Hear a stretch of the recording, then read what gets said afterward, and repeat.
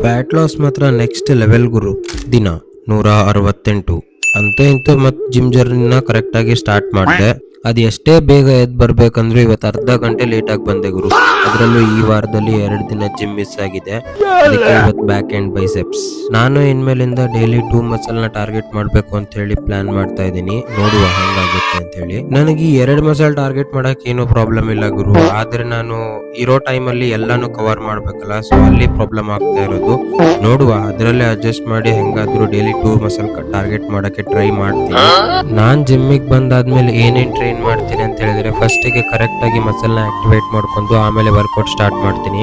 Workout ಮುಗಿಸ್ಕೊಂಡಾದ್ಮೇಲೆ ಒಂದಿನ abs, ಒಂದಿನ four arms train ಮಾಡ್ತೀನಿ.